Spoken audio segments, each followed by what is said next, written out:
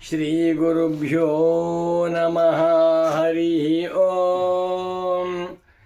ಶ್ರುತಿಸ್ಮೃತಿಪುರಾಣಾನಾಂ ಆಲಯಂ ಕರುಣಾಲಯಂ ನಮಾಮಿ ಭಗವತ್ಪಾದಂ ಶಂಕರಂ ಲೋಕಶಂಕರಂ. ಶ್ರೀ ಶ್ರೀ ಶಂಕರ ಭಗವತ್ ಪೂಜ್ಯ ಪಾದಾಚಾರ್ಯ ಸದ್ಗುರುಭ್ಯೋ ನಮಃ. ಶಂಕರ ಭಾನು ಚಾನಲ್ ವೀಕ್ಷಕರಾದ ಅಧ್ಯಾತ್ಮ ಸಾಧಕರಿಗೆ ಇಂದಿನ ಕಾರ್ಯಕ್ರಮಕ್ಕೆ ಹೃತ್ಪೂರ್ವಕವಾದ ಸುಸ್ವಾಗತ.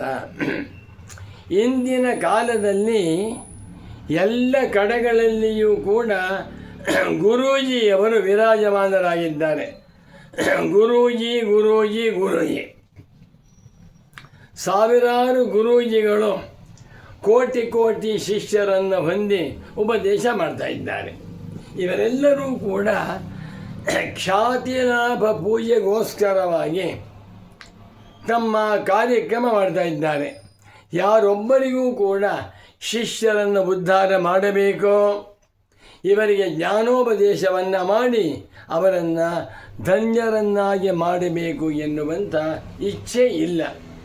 ಇದನ್ನು ಕಂಡು ಬಹಳ ಹಿಂದೆಯೇ 8ನೇ ಶತಮಾನದಲ್ಲಿ ಭಗವತ್ಪಾದ ಶಂಕರಾಚಾರ್ಯರವರು ಗುರು ಹೇಗಿರಬೇಕು ಅನ್ನುವುದನ್ನು ಹೇಳಿದ್ದಾರೆ.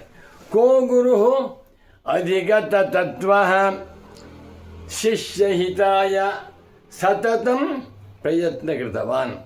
ಶಿಷ್ಯರ ಹಿತಕ್ಕಾಗಿ ಯಾವಾಗಲೂ ಉದ್ಯತಃ ಸ್ವತಃ ಇರಬೇಕು. ಅವಗತ ತತ್ವ, ತತ್ವವನ್ನು ಅರ್ಥ ಮಾಡಿಕೊಂಡು ಬ್ರಹ್ಮಾನಂದವನ್ನು ಅನುಭವಿಸುತ್ತಾ ಅದನ್ನು ಎಲ್ಲರಿಗೂ ಹಂಚಬೇಕು. ಅವನೇ ನಿಜವಾಗಿರುವಂಥ ಗುರು. ಈ ಮಾತನ್ನು ಶಂಕರಾಚಾರ್ಯರವರು ತಮ್ಮ ಗೌಡಪಾದೀಯ ಕಾರಿಕ ಭಾಷ್ಯದಲ್ಲಿ ಒಂದು ಕಡೆ ಬರೀತಾರೆ. ವೇದಾಂತಾರ್ಥ ತತ್ವಾಭಿಜ್ಞೇನ ವೇದಾಂತ ಅರ್ಥ ತತ್ವ ಅಭಿಜ್ಞೇನ ಪರಮಕಾರುಣಿಕೇನ ಸದ್ಗುರುಣ ಪ್ರತಿಬೋಧ್ಯಮಾನ ಮುಮುಕ್ಷು ಆತ್ಮಾನಂ ಪ್ರತಿಪದ್ಯತೆ. ಎಷ್ಟು ಚೆನ್ನಾಗಿದೆ. ಆತ್ಮಾನಂ ಪ್ರತಿಪದ್ಯತೆ, ತನ್ನನ್ನು ತಿಳಿದುಕೊಳ್ಳುತ್ತಾನೆ. ತಾನು ಜರಾಮರಣರಹಿತವಾಗಿರುವ ಸಚ್ಚಿದಾನಂದ ಸ್ವರೂಪನಾಗಿರುವ ಆತ್ಮನೇ ಹೊರತು ಈ ಜಡವಾದ ಶರೀರವಲ್ಲ.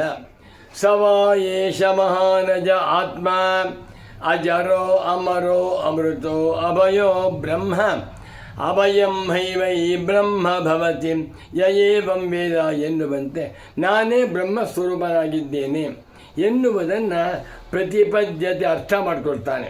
ಯಾರು? ಮುಮುಕ್ಷು. ಎಂಥ ಮುಮುಕ್ಷು? ಸದ್ಗುರುಣ ಪ್ರತಿಬೋಧ್ಯಮಾನ, ಸದ್ಗುರುಗಳಿಂದ ಉಪದೇಶ ಮಾಡಲ್ಪಟ್ಟಾಗ. ಸದ್ಗುರು ಅಂದರೆ ಯಾರು? ವೇದಾಂತಾರ್ಥ ತತ್ವಾಭಿಜ್ಞೇನ, ವೇದಾಂತಗಳನ್ನು ಅಧ್ಯಯನ ಮಾಡಿ ಅವುಗಳ ಅರ್ಥವನ್ನು ಚೆನ್ನಾಗಿ ತಿಳಿದುಕೊಂಡು ಅನುಭವದಲ್ಲಿ ನೆಲೆಗೊಂಡಿದ್ದಾನಲ್ಲ, ಅವನೇ ನಿಜವಾಗಿರುವ ಗುರು. ವೇದಾಂತಗಳನ್ನು ಚೆನ್ನಾಗಿ ಅರ್ಥ ಮಾಡಿಕೊಳ್ಳಬೇಕು.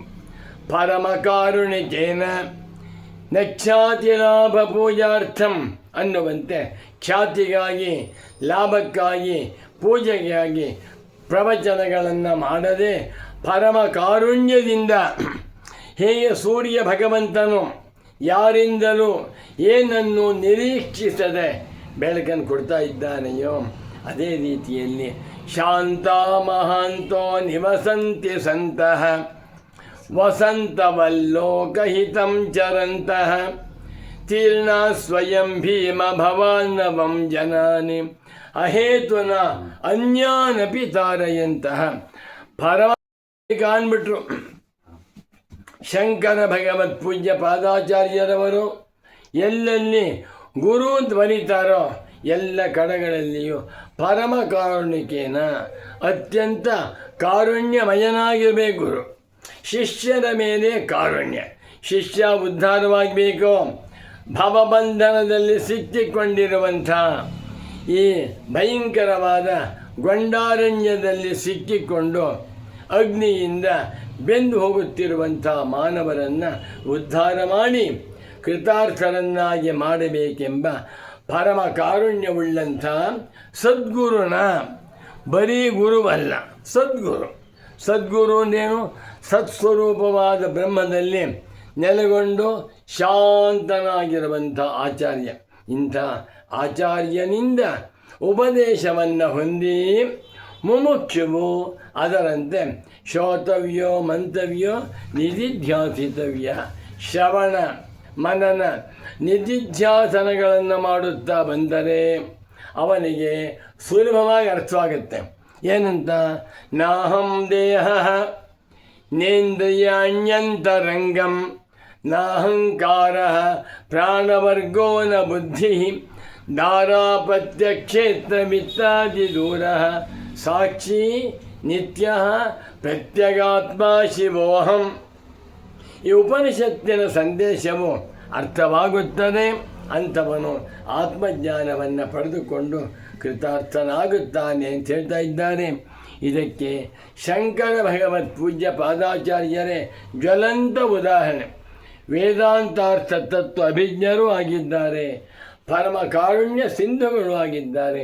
ಅಂಥ ಶಂಕರಾಚಾರ್ಯರವರ ಸಂದೇಶಗಳನ್ನು ಶ್ರವಣ ಮಾಡುತ್ತಾ, ಮನನ ಮಾಡುತ್ತಾ, ನಿಧಿಧ್ಯಾಸನ ಮಾಡುತ್ತಾ ನಾವೆಲ್ಲರೂ ಕೂಡ ಆತ್ಮಜ್ಞಾನಿಗಳಾಗಿ ಬ್ರಹ್ಮಜ್ಞಾನಿಗಳಾಗಿ ಸಂತುಷ್ಟರಾಗುವಂತೆ ಭಗವತ್ಪಾದ ಶಂಕರರು ನಮ್ಮೆಲ್ಲರನ್ನೂ ಅನುಗ್ರಹಿಸಲಿ.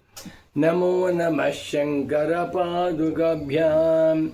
ಓಂ ಶಾಂತಿ ಶಾಂತಿ ಶಾಂತಿ.